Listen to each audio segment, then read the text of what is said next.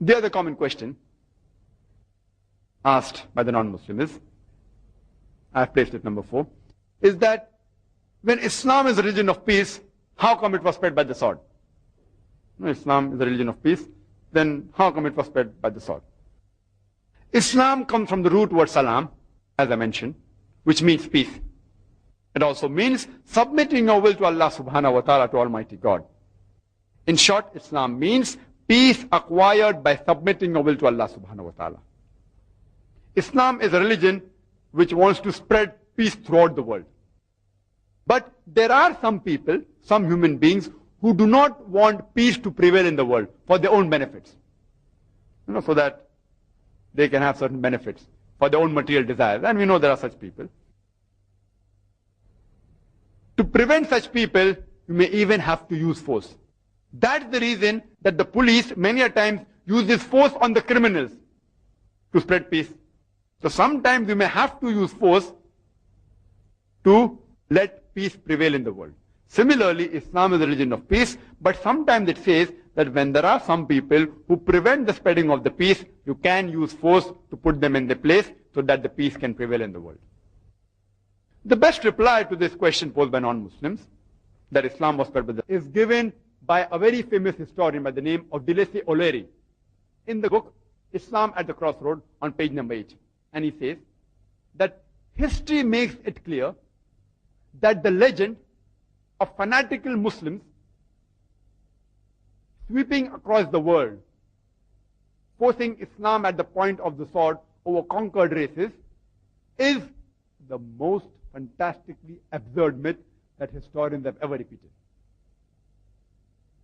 We Muslims, we ruled Spain for about 800 years. We didn't use the sword. Later on, the Crusaders came and they wiped out the Muslims. There was not a single Muslim who could openly give the adhan. We didn't use the sword. We Muslims, alhamdulillah, we were the masters of Arabia for the past 1400 years.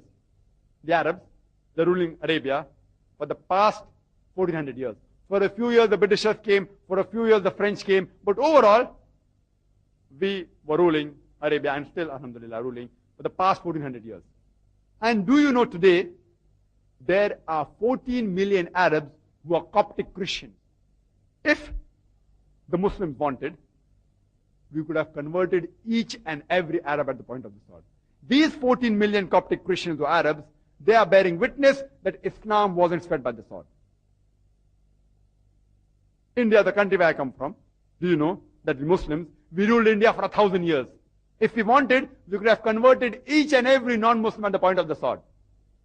But we didn't do it. Today, there are more than 80% Indians who are non-Muslims.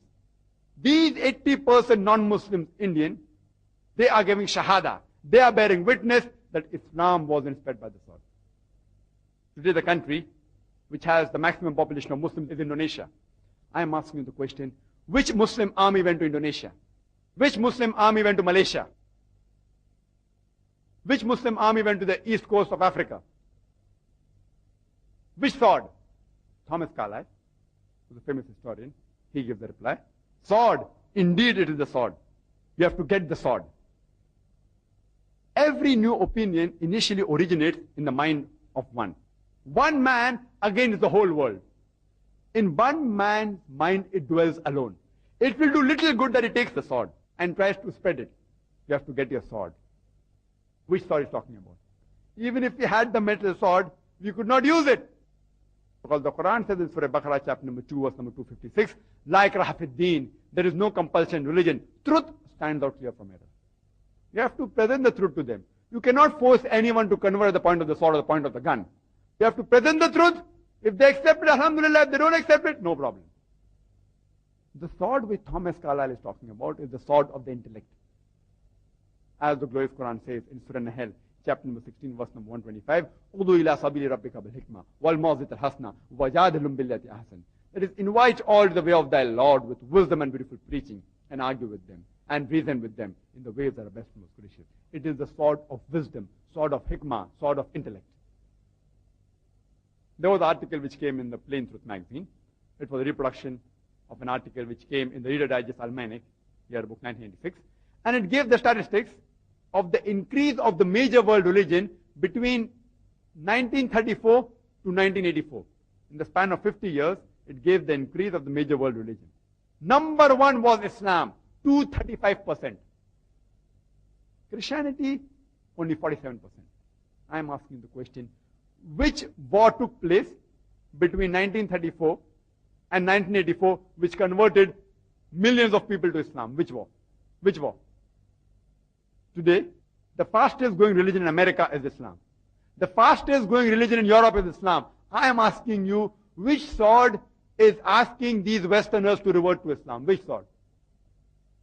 Who is forcing them today? The fastest growing religion in America and Europe today is Islam.